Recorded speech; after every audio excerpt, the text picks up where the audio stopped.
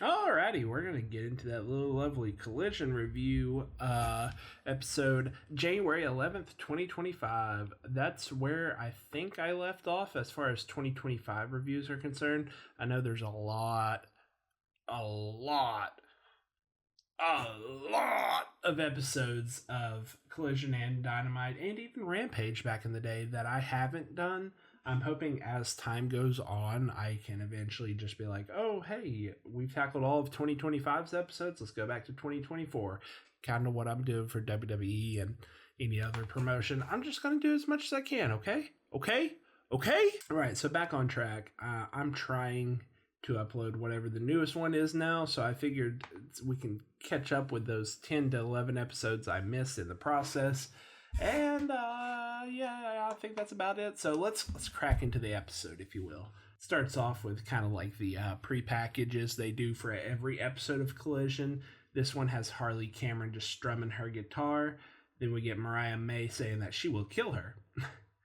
After that, the Learning Tree, which I don't know the official name for that group, just to clarify. I know the Learning Tree is Chris Jericho's gimmick, but as far as I'm concerned, that whole group is the collective known as the Learning Tree. But yeah, they're on the screen, and Chris Jericho this time says that they will win. And ratedFTR talks about destroying the Learning Tree, gonna burn it down or something like that, I guess. And then we get into the intro. After the intro, we get Cope versus Big Bill. Jericho is on commentary. Cope makes Big Bill pass out after about 30 minutes. I think he either uses a guillotine or like the choke out that Mox uses. But he ends up winning with that. After the match, Learning Tree beats him down until FTR comes in. They have a big brawl until everybody comes out to break them up. Learning Tree ends up leaving the ring as ratedFTR stands tall and victorious.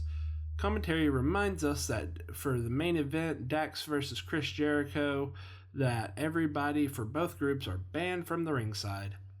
They plug the rest of the show and next week's Dynamite, just like this show should. I think I've said it a billion times, even though as far as like the network executives are concerned, these shows are equal.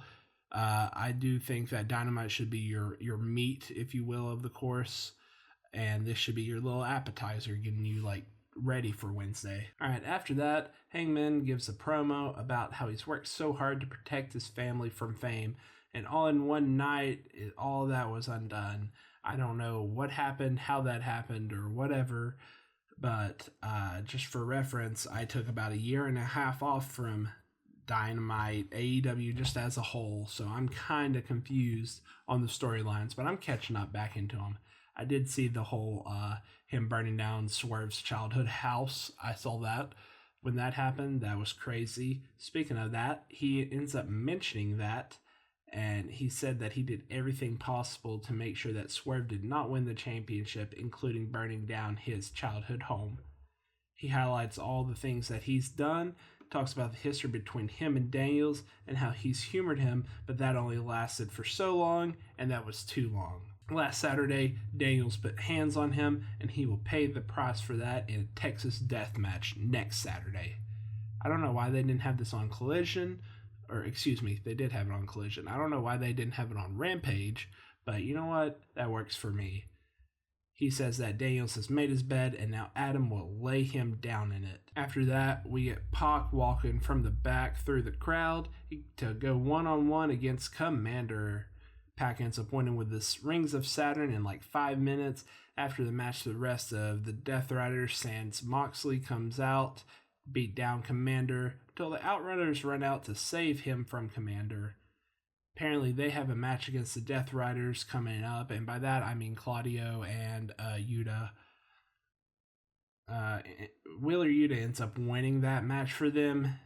They pose in the ring over the beaten down people as a promo package for Maximum Carnage comes on. Which, yes, dear viewer, I have not somehow reviewed Maximum Carnage. That also shocked me. Powerhouse Hobbs cuts a promo on his title shot coming up. Commentary wraps it up afterwards, and then we get Harley Cameron versus Mariah May, which, in my opinion, this should have been on like a pay-per-view or the Maximum Carnage episode of this. Obviously, they're not going to have Mariah lose, especially to like a quote-unquote newcomer like Harley, and she ends up winning with the Storm Zero.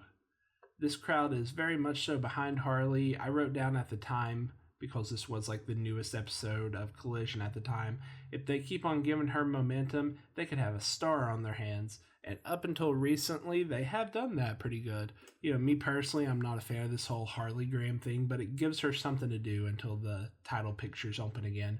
Who knows, maybe she can go after Mercedes one more time and actually be the first woman to take a title off of her. How impressive that would be. After that, we have a promo from Christopher Daniels to Hangman Adam Page about who Christopher Daniels is and how he's going to win the Texas Death Match. After that, we get Brody King with Julia Hart going against Trevor Blackwell. I've never heard of Trevor Blackwell. That could just be a me thing. So, spoilers aside, we know how this match will go. This is during the whole, like, House of Black should split from Malachi Black. They should do their own thing. They're good enough to do their own thing. That type of shebang.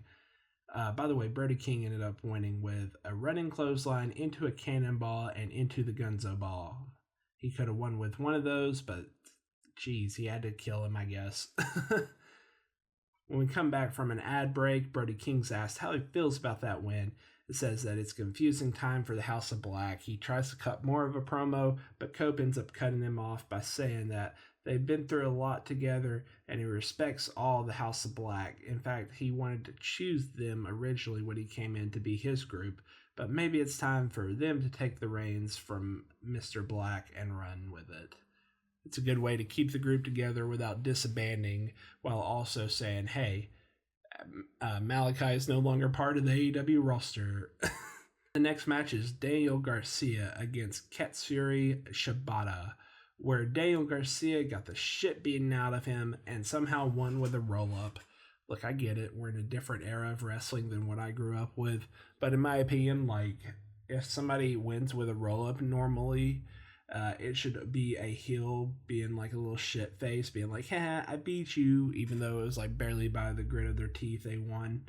So I guess it doesn't make sense why the baby face in this would win with a roll-up, but you know what? It's two baby faces going against each other. Who cares? It doesn't make sense. It doesn't need to make sense. After the match, for some reason, Shibata holds up his hand in respect, which I would have personally beat the shit out of him, stiffened that arm up a little bit, gave him a clothesline to decapitate him. You know what I mean? By the way, I brought up that whole roll-up rant because a lot of shows coming up will have roll-ups on them for WWE and AEW, and, you know, it's just something to get under my skin. But yeah, he holds up his hand. After that, he leaves the ring. Garcia celebrates. We get a promo package for the Women's Casino Battle Royal, which, yes, by the way, dear God, neither one of them have been freaking reviewed. Wait, no, I reviewed the Men's Casino Battle Royal. That's right. I forgot. I did things out of order for a long time. All right, whatever. After this, we get into our main event of Chris Jericho against Dax Hardwood. By the way, all the other members are banned from ringside. So the ending of the match kind of got messed up because it was supposed to be Jericho like pokes the ref in the eyes or something like that, then hits Dax with the title after he flies off the top rope. But they messed up their spot somehow, so they improvised by Dax checking on the wreck. That somehow distracted the ref from Jericho, who hits Dax over the head with the title, throws it out of the ring, then gets a win. A couple moves later with the Judas effect. That was apparently a mouthful for me because I kept on tripping over my tongue and my words. After that, the rest of the group comes out to stomp out Dax, which brings out the rest of Rated FTR. They have one big brawl until the trio of the Death Riders comes out to fight, and then the Outriders come out to even the odds. Ring gets cleared out except for Cope and Pac, where Cope ends up reversing something that Pac did to spear him, and then Mox comes out from the crowd, hits him from behind with the Death Rider. They try to Pillmanize Cope's neck, but Hobbs comes out and clears out everybody. After he spinebusters Claudio, Mox hits him in the back with a chair. Hobbs no-sells it, then literally punches a chair out of his hands and runs after him. He gets out of the ring and he tries to go in the crowd, but Marina Shafir gets in Hobbs' way, and then Wheeler Yuta tries to jump him from the steps, but he gets through them. He gets thrown over the announce table. Mox is already way too far gone, so Hobbs just poses, and that's how we end the show. So just to give you a heads up, what is this? Almost April. Yeah, I have put up with freaking FTR, Rated FTR, the Death Riders, and all of these groups being in the main event for almost 3 months. I get it, you want to play out your stories and all, which is perfectly fine by me. That's how I like wrestling. But flip side of that argument, geez, buddy, I was done with this by the time I did that review, and then we got to put up with this for another about 12 episodes. Whew, it's gonna be rough.